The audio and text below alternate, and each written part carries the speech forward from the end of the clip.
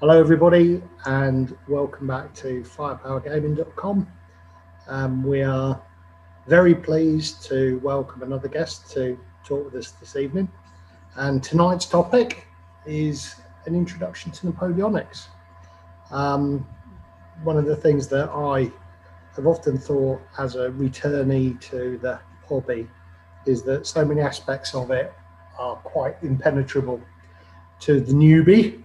And I thought it would be quite nice to start to look at some of the big themes and the big periods within the hobby and start to break them down a bit.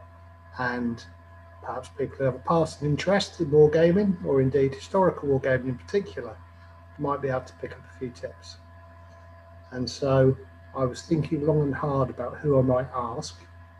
And the person that immediately sprung to mind has astounded me with absolutely encyclopedic knowledge of uniforms. The very definition of a Napoleonic rivet counter, Mr. Joe McGuinn. So, hello, Joe. Hi, Andrew. You all right? Not too bad.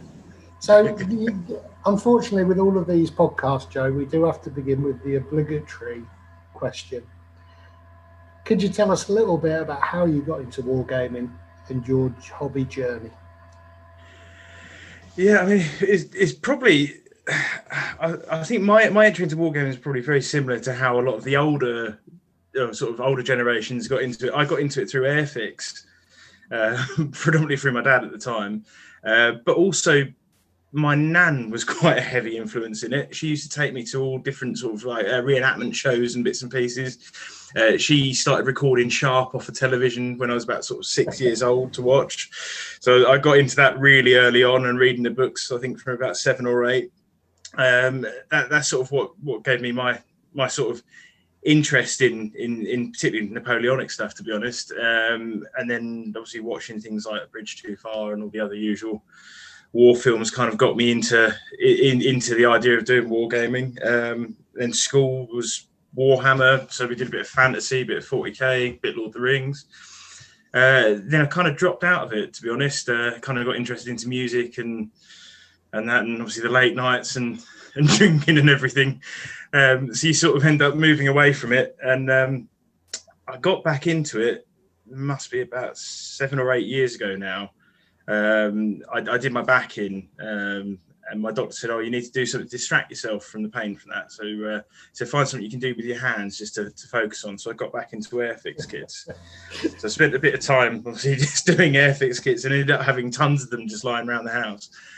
And then I thought, I'll get into doing some figures and things as well. So I started painting up some 15mm figures, and then I realised I had absolutely tons of them. And this was World War II stuff at the time, and I kind of just went, oh, I might as well find a club and go to a club. And I stumbled across, did one club. I went there for a couple of nights, and I didn't really enjoy it, but found Crawley Club. And I sort of found my mate Lee, who I do most of my gaming with now, and a couple of the other guys there as well. And we sort of progressively I got more and more into it. And as I got more into it, I think about 6 months after starting at Crawley, I moved and joined Howsham as well. So I was going to 2 different clubs twice a week. So both clubs are great. It's a great community and into a whole range of periods. But obviously, as you know me, I'm into Napoleonics is my key thing. That's pretty much it, to be honest. Well, I do know that you've achieved some level of wargaming celebrity of late. Had some stuff published, haven't you, Joe? Yeah. So the last Lard Annual 2020, I'd been working on some lists for quite a while for the 100 Days campaign, and they hadn't really got anywhere. Then Nick mentioned that he was looking for people to put things in for the articles. And I kind of thought, oh, you know, I'll just go for it and I'll start doing it. And I'm quite lucky because we go to the events that are run by sort of David Hunter or Phil Turner or Eltio in Holland. I've been over there a couple of times for events with him as well. They've been really good at writing their own lists for those campaigns and periods. And I've had their help writing the 100 Days list. It sort of helped me immensely, I'd say, to be honest, sort of getting my head around bits and pieces. But yeah, it was a bit of a mammoth task, to say the least. So, I mean, you mentioned you mentioned your clubs then, Joe, and from a again from a new player's perspective, how important and how positive a role can being in a club have upon you as a wargamer, and and how has it influenced you? Oh, I think it's massively important. I mean, for me, it gives me 2 nights a week where I'm not thinking about work, and I can switch my brain off and have a laugh with my mates. And I think that's the important thing. It's the social aspect of it. I think it's the most important part of the club, is that having people with a like-minded thing that you can just roll dice with and have a laugh whilst you're doing it. And I'd say it's probably the clubs are the sort of main thing that keeps me sane, I think. So I mean, so on that then, I mean, what sort of periods have you got into as a consequence of going to the club? I mean, when you start a project, is it normally a communal thing? Do you come around and talk about what you want to do? Or is it just a case of somebody will say, well, look at this, and everybody will pile in on it? Well, I suppose probably sharp practice is the main thing that I'd use an example. So at Crawley, Lee and a couple of the other guys were playing 15mm Chain of Command. And they're playing that, and I managed to convince them to have a couple of games might have been shotgun, but they weren't overly keen on it because they're Flames of War players, to be honest. And I think that was just a change in tack, to be honest, for them. But obviously, sharp practice came out. I decided I wanted to buy a copy of it. None of them were overly keen about it, but then I took it up to the Howsham Club. And Lee had recently become a member there as well. But my mate Tim, he's also a big Lardy gamer, and he was the one that got me to the Howsham Club.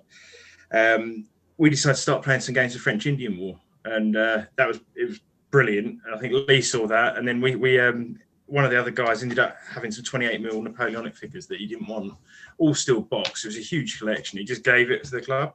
So we sort of split it all up and started painting. And the rabbit hole sort of started there, to be honest. And I've sucked people in at both clubs quite drastically over the last few years. So off the top of your head, how big is your French Indian War collection now then, Joe? So the French Indian stuff's probably about 300 or 400 figures. But it is both sides. So I've got French, I've got Indians. I think the only things I haven't really got are provincials or any sort of like settlers. But I've got most of the main stuff, to be honest. Yeah, no, well, that's excellent. That was quite a happy accident then in that. Yeah. So I mean, one of the other questions that we've talked about online, and I just wanted to put to you as well. With all the talk in the hobby about the importance of inclusion and attracting new players, clubs can have a really important role to play in that. Yeah. Have all of your experiences been positive? No. I'd say the first couple of clubs that I went to, I think it's the nature of the beast with our hobby, to be honest, because you get people that aren't necessarily great at communication, and they kind of just get a bit focused on things. So there was one club that I went to, and I think it was Sundays, and it was Sunday afternoons. I think I went there about 4 or 5 times. I had 2 people talk to me over the course of those 4 or 5 occasions, and that was it. Yeah. And I didn't get invited to jump in on a game or anything, and I kind of went, what's the point? Yeah. So it's just sort of, I think it's just that mentality. I think we're all a bit weird, but some are a bit more weird than others, I think would be the nice way to put it. The wargaming spectrum. Exactly. Yeah, no, that's fair enough. And I suppose, again, part and parcel of this tonight's episode is all about this kind of how to encourage people to try new things, possibly get into new periods that they have never tried before. And one of the things I'm always slightly envious of is that, where I live, there are clubs near me, but they're probably over an hour away. Driving into Manchester on an evening is going to take you at least an hour and a half. Yeah. And after a long day at work, it's just not really achievable. So as a consequence, I play with my mate Nige. Hello, Nige. And it's fantastic. But that whole club experience is something that I think, if it's done right, can just be such a hugely positive thing, particularly to new players. Yeah. Yeah. So I mean, is that something? Would that be a piece of advice then, Joe, to new players? Go and seek out a club.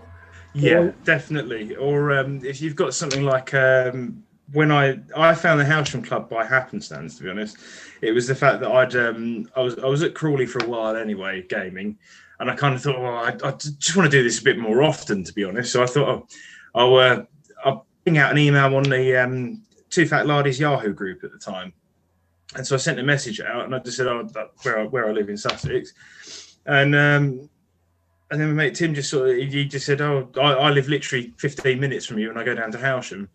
And then had this bizarre conversation. He said, just come around my house and I'll drive you down there. I hope you told people where you were going before you went. Yeah. But they're a lovely bunch. There's only 12 of us. So, so it's a nice small group and it's a great venue we got. I mean, we're quite lucky with both clubs. We can leave games set up and it's all secure and everything. So, yeah, to have a dedicated space is fantastic. Yeah. That's really nice to just be able to leave a game in situ and then come back to it. Exactly, and have all that terrain there that you can just grab stuff randomly and go, I'm going to use that tonight. No, fantastic. No, that is great. That is great. So, I mean, you mentioned a couple of things, Joe, and I might start a bit of a wargaming bingo in the comments of this video and start to pick out some of the keywords that might keep reappearing. So you've mentioned the Lardies, obviously. You mentioned Sharp Practice. Yep. You mentioned the fact you've been playing French Indian Wars, reference to Flames of War. So so where do your wargaming interests lie? I'm quite varied, to be honest. I mean, I'd say Napoleonic gaming is my main thing at the moment, and it has been for a long time. And I think it probably always will be. But I love World War II stuff. I think it's just that connection to the fact that up until fairly recently, there was still quite a few veterans about that you could talk to, and I think the family history involved in it as well. And it's just easily accessible, isn't it, World War II, to be honest, compared to most other periods. So you've got all the books, the documentaries, the films and things that were out, and the recordings of actual video of people going into battle and things. So, go on, Joe. I'm doing a YouTube thing. So, Joe, sorry, I have to ask that question again. That's all right. This is the danger of recording at home. So anyway, so what we'll do is I'll probably be able to edit some of that out. Yeah. So if you go back to your bit where you were talking about, and you have to excuse me because I had one ear on them coming down the stairs and I knew that's all right. So where would be an appropriate bit to restart from? We'll just start from the beginning of the question again. Yeah, go on, then. It's probably easier, isn't it? So, Joe, after that, where do your main wargaming interests lie? Well, so Napoleonic's obviously going to be the main thing that I think I've always had a sort of interest in the back of my mind in, and I think I always will have that. Then World War II, because of its accessibility and the fact that you've got so many resources to sort of look at, like your television programs, documentaries, books. You've got all the footage and everything as well, and the veterans that were about up until fairly recently that you could obviously interact with or listen to interviews from and things as well. And that personal collection of having family that fought during the conflict too. I think that sort of piqued my interest in that. And then after World War II, I mean, the other periods I'm sort of interested in, I'm quite interested into sort of like the Carthage and the Punic Wars, which again is another period that I kind of feel it's only recently been accessible as a gamer for me recently. I kind of feel that it has a bit of a, I'm trying to think of a way to describe it now. The gamers that play ancient games, they tend to have a certain kind of mentality and attitude towards other gamers, I think is how I'd put it. And the gaming style as well. Yeah.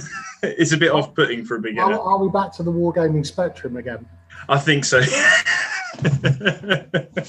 No, I must admit, I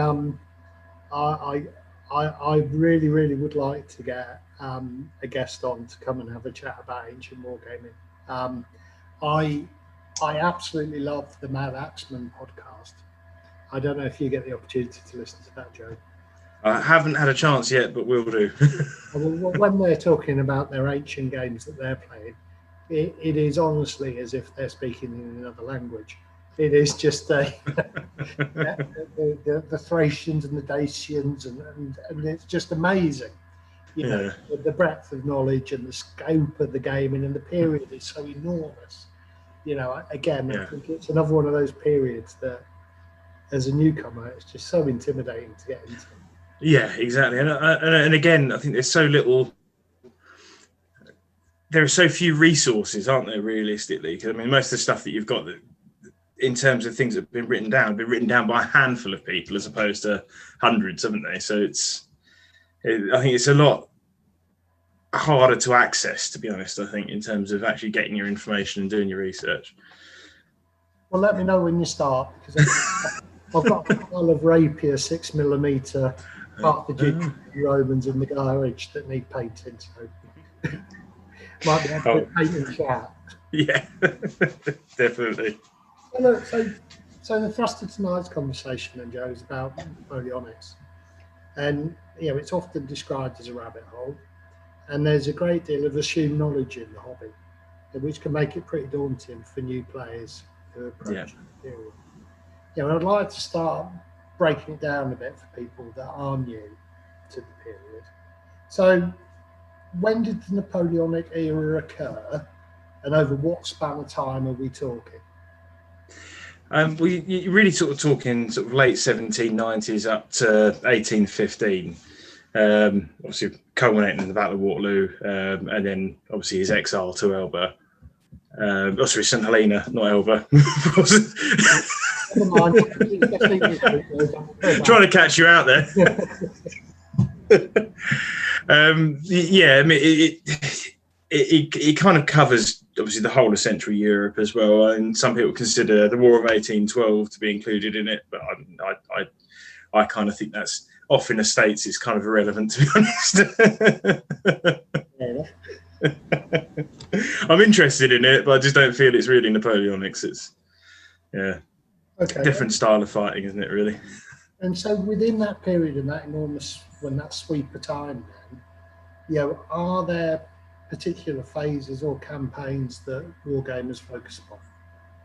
Yeah, I mean, you've got obviously the Peninsular campaign, which is the biggest one, I assume, for British players, to be honest, in general, because I suppose it's the longest period of conflict that we have during it.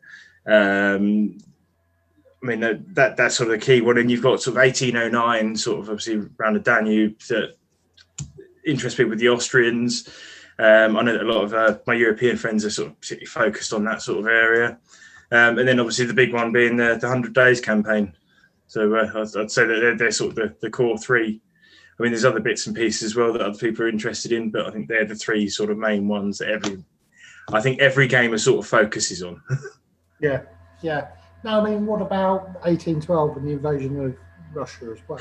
Yeah, of course, yeah. I mean, it's interesting though, isn't it? Because I think you're right. You know, we do have an Anglo-centric view of the world, and I don't think it's any coincidence that my first foray into Napoleonics was in the Peninsula, and that kind of kindled the interest to read more broadly. But no, so okay. So we're talking about the Peninsula primarily.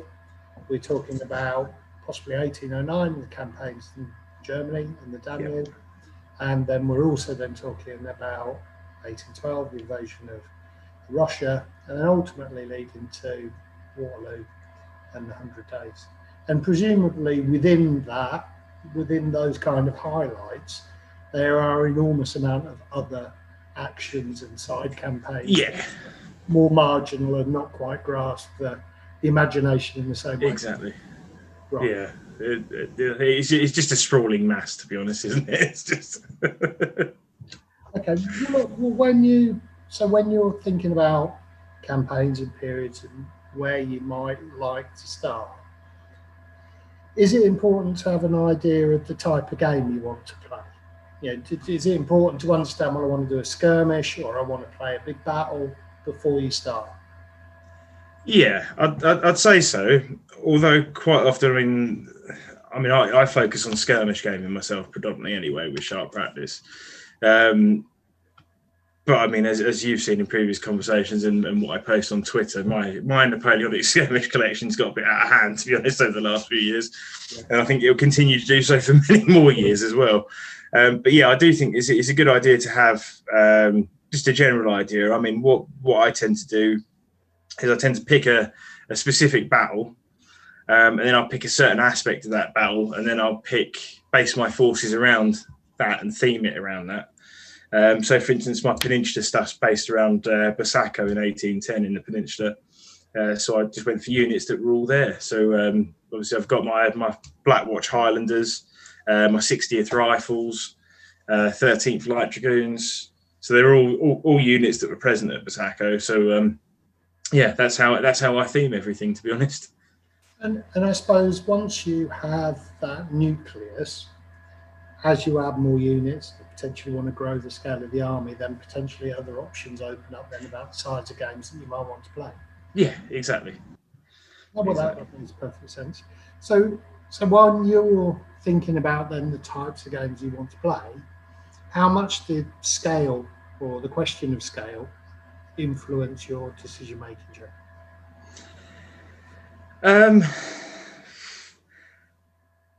Well, I think it was really dependent on who I was playing with and what they already had. I mean, I was quite lucky when I got into, getting into Crawley with World War II stuff. Everyone had 15mm stuff already, and I had 15mm stuff, so it was just luck, really, to be honest. I think we very nearly would have done sharp practice, the Napoleonic stuff in 15mm if it wasn't for the guys at the other club. With their 28mm stuff and it just being there and being available, and that's sort of what drew me to it, to be honest. And if I hadn't have gone for 28mm, I wouldn't have been able to have gamed at any of the events that I've been to. So it's sort of been a bit of a luck, really. So, and I suppose, just thinking about this question of scale, I suppose one of the things that's really kind of changed over recent years has been the introduction of really, really good quality, very reasonably priced plastic figures. So the question of scale possibly means a different thing now. I can well imagine it, if you were talking about metal figures, then it would be dictated by possibly a budget and expenditure. But that's not necessarily the case anymore, is it? No, not at all. I mean, in some cases, some of the metals and plastics are almost evenly priced, aren't they, really? So it depends on where you're going and what you're looking at, to be honest. I mean, I tend to find I'm not, if I can get plastics for sort of the core troops in a force, I'll go for that. If not, I'll go for metals. But I usually tend to prefer that all of my main characters and big men are all metals, because I think it just gives them a bit more character.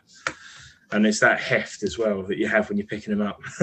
I mean, but that makes it very accessible to people, though, doesn't it? I mean, exactly, yeah. If you're playing a relatively small game like Sharp Practice, you were telling me that you bought a box of plastics from War Games. Was it War Games Atlantic? Yes, the Prussian Reservists, 60 figures in a box for. So the retail price would have been 25 quid, which is just. It's ridiculous, isn't it? Nothing, a figure. Which is just fantastic, and not necessarily that box, but a box like that is going to be like 90% of your force for a game like Sharp Practice, isn't it? Exactly. I mean, like, for instance, if you're looking at the older Perry French late line infantry box, 2 boxes of that would give you the core force for your French for playing with Sharp Practice, and it'd be a very nice force as well, to be honest. So you're talking about like 50 quid. Basically, for the entire force, which is more than reasonable, to be honest. Yeah. So possibly scale is more a question of taste. Than about necessity, which obviously opens up a great deal of more possibilities for people. But the next question I had for you then, Joe, is so we've talked about decisions around the type of game, talked about decisions around scale. But with all the diversity of campaigns, nations, and forces that make up this vast, sprawling period of time, how would you go about selecting an army to begin with and to start collecting? I'd find a battle that, as I said before, I'd find a battle that I like in particular. If I had an interest in, say for instance, like Waterloo, I'd pick an aspect of that battle and I go, oh, I want to fight La Haye-Sainte, or I want to theme everything around La Haye-Sainte. To be honest, I think logically that fits a skirmish game sort of level of gaming perfectly, to be honest. So I go, right, I need to paint up some KGL. So then I'd look online and go, right, best option is probably to go for something like the Perry's and build a core force out there. And I'd look at the points on the lists. I tend to try and go fairly evenly matched in terms of starting forces. So maybe if I was looking for sort of 60, 70 points aside, I'd write my lists up, go online, order my figures, and then crack on from there, to be honest. Yeah. And so what's the starting point for your research then, Joe?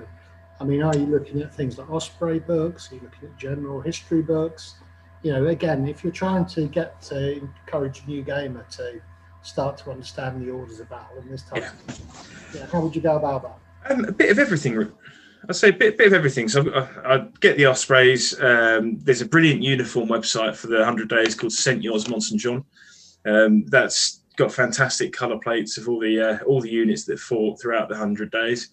So that's definitely worth looking at for your ideas of your paint schemes. I'll print them off and I'll have them stuck on the wall in front of me just so that I can match the uniform colours and everything so that I'm getting them right. Seeing if there's anything films to get inspiration from. So obviously with Waterloo again, you've got Waterloo. So it's just so there's that. Audible's a fantastic resource. There's loads of books on audio books on the Napoleonic Wars on there. I mean, again, you've got the eyewitness accounts. You've got the obviously the fiction like Sharp and that sort of thing. And then you've got podcasts. There's some brilliant podcasts out. So there's the Napoleonicist, which I think I got you into a few weeks back. That's very good. And then there's the Age of Napoleon podcast. That's a particularly good one as well. And then obviously Facebook and Twitter. I think the best things you can do is find groups online that do research as well. I mean, like there's several on Facebook, like Napoleonic wargaming or Napoleonic uniforms and that sort of thing. I just join them and I just scroll through and have a look and see if there's anything that's relevant to what I'm looking at. Yeah, I mean, again, I suppose that's one of the great things about wargaming now. Yeah, is that so much of the research is made so easy for us because of the internet and social media, and there's so much online, isn't there? Exactly. So which is fantastic because what we want to be doing is painting toy soldiers and pushing them around the place, don't we? So too right. So that's great. So I suppose the next question is what is more of kind of a sense of what you look for when you're thinking about a set of rules rather than a kind of this one's great, this one's rubbish. But when we consider rule sets, and thinking about it again from the new player's perspective, some companies are great to putting together starter bundles, which for new players I think is a great way to encourage experimentation, to present everything to a new player in a single box, really nicely presented with all of the information that you need to actually get started in the game. I think it's fantastic. Yeah. And again, I think how the hobby's changed, over my time in it, I think that's one of the most welcome innovations. If you do have a period that you're interested in, it's so easy to start now. But what types of rule sets have you personally enjoyed, and and if you've got any recommendations, and if you'd also kind of describe, what type of game they'd suit themselves to. Is it a skirmish game, big battle game? Where would you point new players in that regard, Joe? In terms of Napoleonic, or do you mean in general? Specifically to Napoleonics, really. Napoleonic. I mean, the obvious one being Black Powder. I mean, to be honest, I think it's probably a great introductory game for someone that wants to get into just the Napoleonic period in general. I'd say it's more of a. I'd say it's probably more of a game than a Napoleonic sort of themed thing. I think it's not. I'd say it's less simulation. Let's say it's less of a simulation. Yeah. I'd say, and it's a great starting point, obviously, because Warlord being a massive company, they do box sets for everything. So, I mean, I'd say quite a lot of my figures are Warlord games because they do such great deals on their starter sets as well. Yeah. I think it's a great place to start if you want to get the figures, get gaming straight away, that sort of thing. I say they're the gateway drug, as it were. And then I think if you sort of more serious in getting into it, then you find other rule sets and bits and pieces. I know that there's just thousands of rule sets, but I mean, to be honest, if I was going to go for large scale in the same ilk as Black Powder, I'd probably go for something like General Darmé, the Dave Brown rule set, or perhaps something. If I was going for something larger than that, I'd probably look at something like LaSalle. So why then, Joe? I mean, yeah. What? So I mean, I think people would understand that Black Powder is by its nature quite generic, and I know a lot of people consider that because of that it lacks flavour. So you've just mentioned General Darmé. So just tell us some of the features of that are attractive and why somebody might consider it as an alternative. Well, I think I'm a bit of a weird person to ask in terms of gaming rule sets because I say most of my stuff's pretty much Lardy or Ricewitz, isn't it? So, I've got they constantly wind me up at the club about not playing proper war games, as they call them. But I love the fact that they're usually very straightforward rules that are easy to pick up, but you do get that real sort of flavour. I mean, for instance, with General Darmé, you've got the aide de camps, which I think are a fantastic addition to the game as well. And I really enjoyed playing Pickett's Charge when that first came out. I quite like Dave Brown's style of writing, to be honest. It's fairly straightforward, and it's just easy if you've got that one sheet, and it's easy to look at after a day at work. So, I mean, General Darmé is that's more of a bigger battle type of game, isn't it? Possibly it's a kind of divisional level. Yes. So you also mentioned sharp practice as well. So why was that one so appealing to you, Joe? I think obviously coming from having played Chain of Command first with by the Lardies, it was that fact that it was fairly small scale.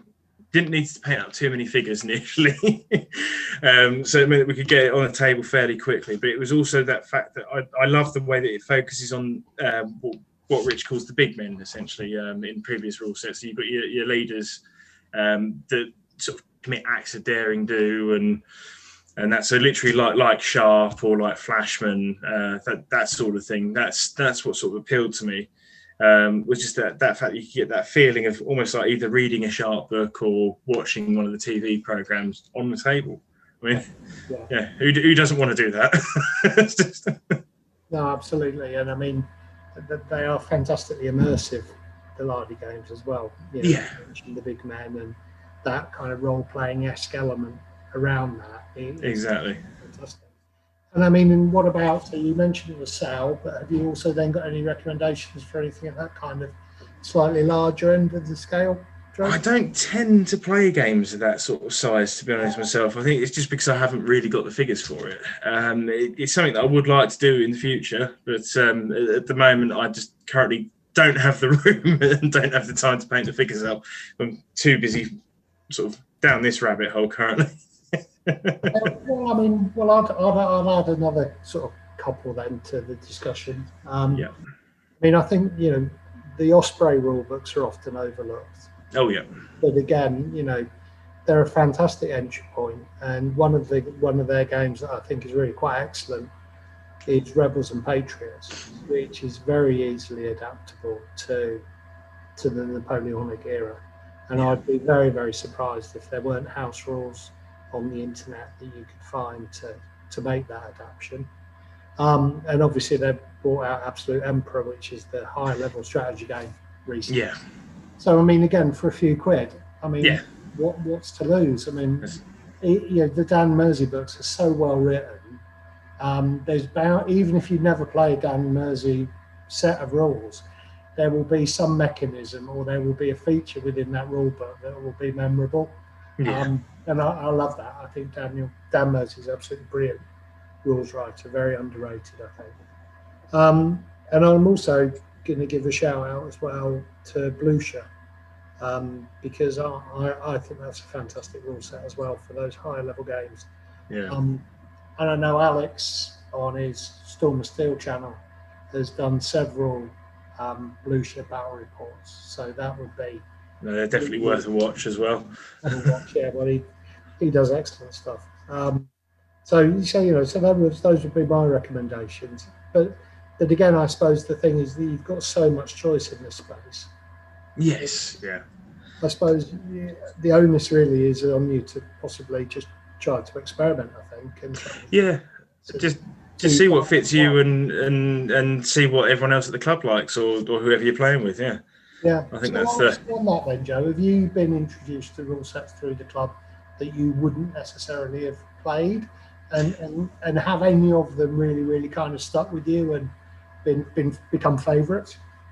Yeah, I mean, Congo, for instance, I know we've spoken about it before. That was one that I would never have pictured myself playing, and then it was great fun. Very easy to play, very straightforward, and Foundry do some excellent starter sets for it as well. So that's a fantastic little game to get into. What else we played? The Men Who Would Be Kings, Dan Mersey, I believe, isn't it? That was a great game to play at the club. I mean, it's been over a year now since I've last played it, but I'm keen to get it back on the table again soon. So we did a lot of Zulu War with that, which was good fun. Yeah, I saw Big Lee playing it in 6mm on his channel. Oh, and that looked good. And also on Little Wars TV, they'd adapted it. Yes. I can't pronounce the word. Is Antoine. Yeah. So yeah, fantastic. No, it escaped me there for the moment because they both those games out. But just again, illustrating how far you can stretch a rule set possibly, and to change it beyond the initial intention of the author. So one of the other things then, Joe, you've got an absolutely encyclopedic knowledge of uniforms. Chatting to you over the Discord, it's become quite obvious that you probably have a bit of a problem. In this regard. Yeah, but painting, particularly in relation to Napoleonics, is often seen as a barrier to entry in and of itself. So, do you have any techniques or advice that you could offer new collectors that might help them speed up their transformation from their bare plastic figures into a painted army? Yeah, probably go with ignore everything that everyone tells you to do first. Because they always tell you different things and it's always irrelevant. And I think after the first couple of groups, you'll churn a force out. It will look absolutely terrible. And then you'll go, right, this is what I've done wrong. And this is where I need to go on the next one. I mean, I must admit that's what I was like with my Highlanders, with my Peninsula troops. I liked them at the time. And then I kind of sat there thinking, actually, I could do a lot better than this. And I was looking at different parts of the bits that I painted. I was like, well, I could do this a completely different way now. I think it's just practice, really. It's the more you do it, the more you go through. And with Napoleonic figures, you have so many on the table anyway. You just progressively getting better and better each unit that you do. So obviously, one of the characteristics, again, of Napoleonic's linear formations, masses of troops. Does that kind of influence how you paint? I mean, are you painting individual figures or are you painting for that mass effect?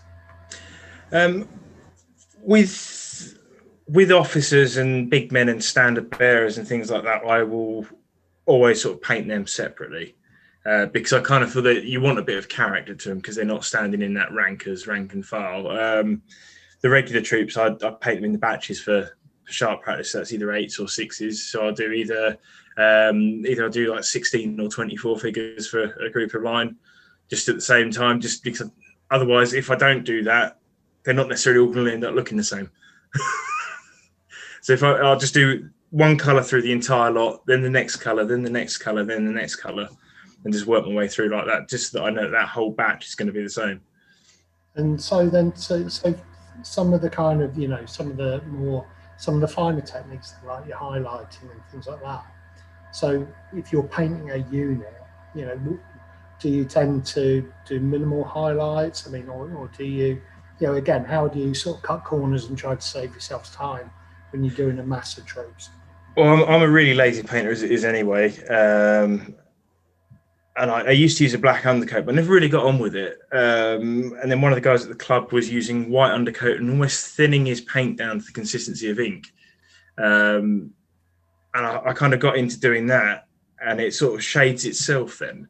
So then I don't really bother so much doing as many highlights as you would necessarily do, because cloth where the paint's sort of running in and then you've got more pigment in certain areas, it looks good enough to just leave as is, to be honest. So a lot of my sort of core forces are like that. I mean, recently I've got into doing a few more highlights on a new force that I'm putting together, just because I want to try something different, to be honest. And I think my painting's progressed enough now to not really. I kind of want to get out of my comfort zone, as it were. So. Yeah, I mean, I recently painted a load of 15mm French, and I mean, some of the things that I kind of picked up from that experiment, first and foremost was, never volunteer to paint the British, because you will end up doing builds. So I'm glad I dodged that particular bullet. But I think you're right, the white undercoat and then just painting everything that isn't white, in many respects, just seems logical. Yeah. Especially if you're just going to wash the figures afterwards anyway. Yeah. And I think you're right about the highlighting. I mean, I don't know about you, but I often find if I just do my metallics and my skin tones, then that's just enough to create the impression of highlights. And then you almost think that the rest of the unit is also highlighted. Exactly. And I think the other thing that everyone forgets is that soldiers are naturally dirty anyway, aren't they? So most of the kit's going to be dirty on campaign, and that. So I kind of think that washes, like strong tone wash, it just adds to the character of it. I think that particularly sort of if you're talking about the Peninsula or Waterloo. I mean, Waterloo, everything should be covered in mud, really, shouldn't it? It's just should be much darker because everyone's sopping wet and just covered in mud. Yeah, no, fantastic. Yeah. So whenever we chat on Discord or Twitter, you always seem to be painting Napoleonics.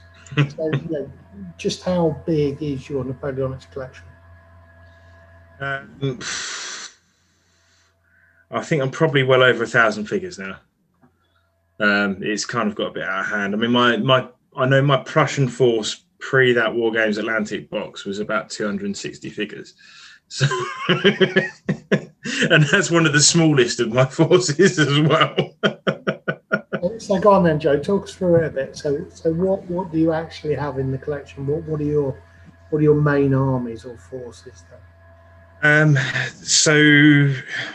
Might as well start off with the Prussians. So my Prussians initially were based around the 18th Line Infantry Regiment during the 100 Days campaign, and then I ended up getting Landwehr to add to them. So I've got Silesian Landwehr that fight alongside them. Then we got asked to go over to Amsterdam by Eltio to go game at his 1809 event, and I decided that I was going to sort of use those figures towards running a force based on his Freikorps von Schill lists. So I then sort of thought, what I'll do is I'll get some Austrian Landwehr from Victrix, and I turned them into Tyrolean Jaeger. So had them all with the grey with the green stripes and facings and everything. So I added them to my force there. and then it just sort of slowly built up, and then you end up with, like, you've got artillery pieces, so your command. So it just sort of spiraled from there. And then with my British, I've got Belgique Shackled British for the 100 days, and I've got Stovepiped for the Peninsula. So, yeah. Because I know that if I game with certain people, they'll whinge if I have the wrong ones. Well, at least they're painted. Exactly. Yeah. Which is another discussion we've had before, actually, isn't it? Saying that. So then, Joe, so what have you got on the painting table at the moment then, and what's next? I've been really slow recently, obviously, with the lockdowns coming back out and going back to work, and obviously hotels being absolutely crazy. So at the moment, I've got some cowboys for What a Cowboy on the table. I've also got French Grenadiers in greatcoats to add to my 100 Days collection, Swiss for my 100 Days collection, and then I've got French Voltigeurs for Peninsula as well. Wow. So there's no end in sight then, Joe, really, is there? No. I'll probably die painting them. Well, Joe, thank you hugely for tonight. My pleasure. Thank you for having me. Oh, no problem. I really do hope that for perhaps people who are new to the hobby, or alternatively considering making a venture into foray is the correct word, a foray into the world of Napoleonics, that this chat may well have provided them with some help.